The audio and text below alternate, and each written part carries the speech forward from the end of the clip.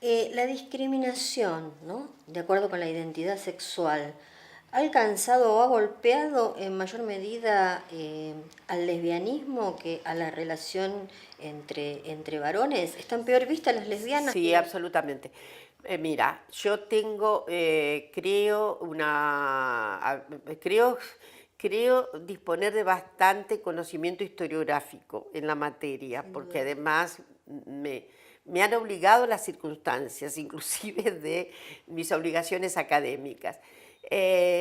Yo creo que sí, yo creo que el problema, sobre todo en el siglo XIX, es muy particular, porque es un siglo de atenazamientos, ¿no?, de la mujer, la obligación de no consentirle sexualidad, deseo sexual, eso se hablaba hasta el final del siglo XIX, ¿no? El famoso psiquiatra Krafft-Ebing decía que si las mujeres fueran más educadas apenas conocerían el deseo sexual, y eso era final del siglo XIX. Bueno, yo tengo para mí que justamente ese estado de asexuación, porque solamente las tórridas mujeres, esas que eran ventavales, ventarrones de la pura naturaleza, muy, muy energúmena, esas eran desbocadas, brujas tremendas que tenían un sortilegio con lo sexual y en fin, esas también son figuras del siglo XIX, pero en general el siglo es de siglo de atonía, ¿no? Ve con mucha atonía la sexualidad de las mujeres solamente entonces en este grupo de las perversas. Pero creo que las sociedades del siglo XIX para acá, en general, estoy hablando de las sociedades occidentales, que son las que son las que más sabe, sobre las otras realmente no puedo ser tan, no tengo competencia para saber qué pasa con las otras sociedades. Sí, las occidentales, a mí me parece que crearon, sí, finalmente, imaginarios, sí, de cierta perversión sobre la homosexualidad masculina, no cabe duda.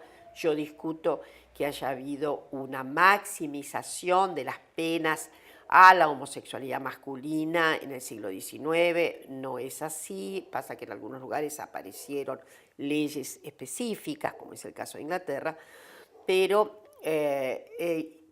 a pesar de toda esa intolerancia social a la homosexualidad masculina, finalmente era como en algunos resquicios podían, no digo que caber interpretaciones masivas de aceptación de ninguna manera, pero podían, digamos, podía haber un cierto cálculo de que, bueno, algunas gentes eran así. Con relación a la homosexualidad femenina, a mí me parece que la conjura era mayor, mucho más grave, en el sentido de que, bueno, será probablemente común aceptar que una mujer viviera con otra mujer porque eran amigas. Pero si se descubría que ahí había una relación amatoria, eso era como un fraude social, ¿no? Es decir, como dos mujeres. ¿Por qué? Porque hay un principio de, digamos, muy, muy regente, que es la necesaria habilitación de lo femenino para la reproducción. Una mujer que vive con otra mujer no se va a reproducir, desde luego un hombre que vive con otro hombre, pero al final un hombre puede llegar a ser un reproductor. Pero la imagen no reproductiva de la mujer da yo diría, una situación de no aceptación mayor, ¿no? Las mujeres solo excepcionalmente podían no casarse con mantenerse solteras, era todo un problema, ¿no? El siglo XIX no aceptaba la soltería más que porque era muy peligrosa, porque conllevaba, quién sabe, que había una suerte de pánico moral intenso acerca de las mujeres que no se casaban, la obligación era casarse. Hay un momento de Virginia Woolf en Orlando que es tan maravilloso, en la que ella dice, lo dice de una manera tan, yo diría, con cierto pionerismo respecto de la historiografía, que luego corroboró lo que ella dice. Es decir, fijándose el momento que Orlando dice, ¿no? Una mujer. En el siglo XVI, XVII, ¿cuál era su imaginario? Un amante. Siglo XIX, un marido, ¿no? Y además en eso hay toda una letanía, ¿no? Es decir, el marido, por otra parte, es una especie de inexorable cumplimiento del dispositivo social obligado. Por lo tanto, una mujer que vive con una mujer, si son amigas, si son, no, daba una comunidad de sentidos no inquietante. Pero en cuanto se descubría que eran lesbianas, la situación era mucho más calamitosa, conjeturo, para ellas que para una situación de varones homosexuales. La semana que viene se supone que se va a aprobar o a desaprobar la ley que legaliza el aborto. ¿Cuáles son los dos escenarios que se plantean, le parece a usted, en un caso y en el otro? Estamos con la apuesta obviamente más optimista, estamos apostando, ¿no? Esto es tal vez un poco más empírico que la famosa apuesta pascaliana, ¿no? Estamos ahí, contando los votos. Hay, en todo momento se nos cambia un poco el tablero. Sí. Hasta la semana pasada estábamos contando que íbamos a tener bien los votos y que iban a sobrarnos por ahí hasta algunos. En los últimos días las cosas cambiaron un poco porque hay una masa de representantes que está sin definición. Y ahí es donde está yo diría, ahí donde está el misterio de la votación del día 13. Sí, lo que se ha hecho es un curso de negociaciones, y se ha ido adaptando el proyecto original de la campaña. Hay varios proyectos presentados que tienen bastante consonancia con los que presentó la campaña nacional. Y hasta ayer he estado al tanto y siguiendo bien cómo va a ser finalmente el dictamen. Estamos hablando, y probablemente ya hay dictamen de mayoría, consintiéndose en algunas alteraciones del proyecto original. Veamos el 13 si esas alteraciones solicitadas por muchas representantes que estarían dispuestos a votar desde que se acepte esa modificación en la ley. Son 3 puntos de modificaciones, uno de ellos que no estaba en esta presentación última de la campaña, que es la objeción de conciencia. Claro. Esa era, yo diría, era una de las, un elemento de fuerte tensión. Y bueno, se ha aceptado el principio de que haya objeción de conciencia desde que sea individual. Lo que no podría aceptarse es que institucionalmente se planteara una objeción de conciencia de toda la membresía médica que tiene que actuar en el caso de la interrupción voluntaria del aborto.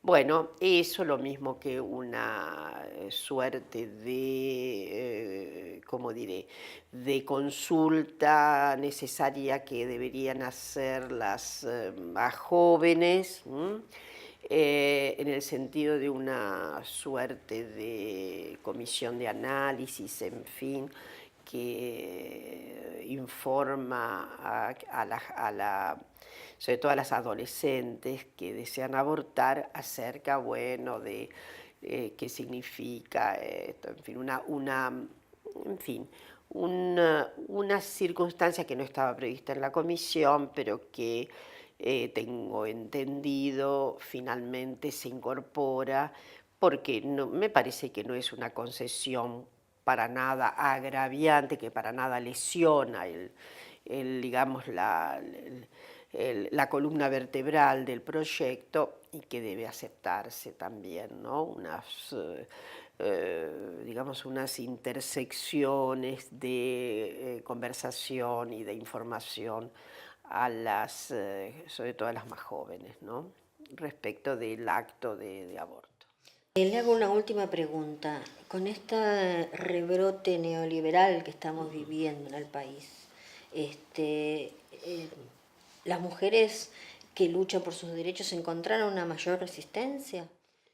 Encontrarán una mayor resistencia, porque ya sabemos que las obturaciones sociales que producen estas políticas que conmovieron sobre todo a los países latinoamericanos en los años 90, se traducen en dos, yo diría, fortalecen la idea de que las mujeres van a ser mayores víctimas que los propios varones, en dos sentidos. En primer lugar, porque la inestabilidad del trabajo de los varones, el desempleo abierto, conlleva una tremenda inestabilidad, obviamente, pero además por el mandato de principal proveedor que tienen los varones. Entonces hay ahí una lesión profunda. Esas lesiones profundas, las vimos en el 90, significan una desestabilización de los ambientes familiares. Entonces habrá un craquelé familiar. Y el craquelé familiar supone, casi siempre, en cualquiera de los sectores sociales, clases medias, ¿no?, supone mayor violencia doméstica. Es ahí uno de los principios que me parece que quedaron principios, yo digo, de los efectos, ¿no? Es casi de libro lo que estoy diciendo, pero que en general toda la psicología, quienes oficiaban como psicólogas y psicólogos, lo vieron en los años 90, ¿no? La pérdida de estima para un varón, que está fundada en la pérdida de trabajo, que ya es obviamente estigmatizante, desestabilizante, opera luego como una, yo diría, una fórmula digamos, que insta a momentos de, digamos, inestabilidad en los hogares. Entonces, en los 90 se vio que ese quiebre en los varones significaba mayor posibilidad de violencia en la vida doméstica.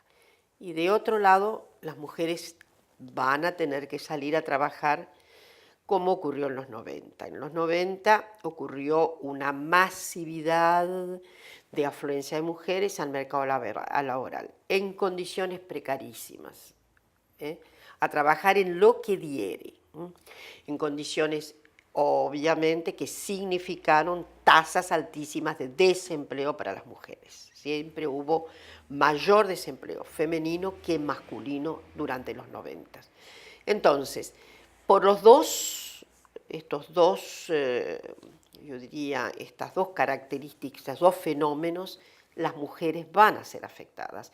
Y cuando digo las mujeres me refiero a todos los grupos de mujeres que están obviamente en situación de riesgo de pérdida de empleo, de pérdida de ingresos, de pérdida también, desde luego, de pérdida de poder satisfacer con bienes la propia vida familiar, ¿no? Hoy día, y ayer me conmocionó mucho, por ejemplo, frente al panazo del Congreso, la situación de algunas personas que narraban, digamos, experiencias, situaciones que francamente, si no nos conmovemos, si no hay una conmoción frente a esto, estaremos en una sociedad que se ha replegado muy dolorosamente. Muchas gracias, Dora. Muchísimas gracias. A vos.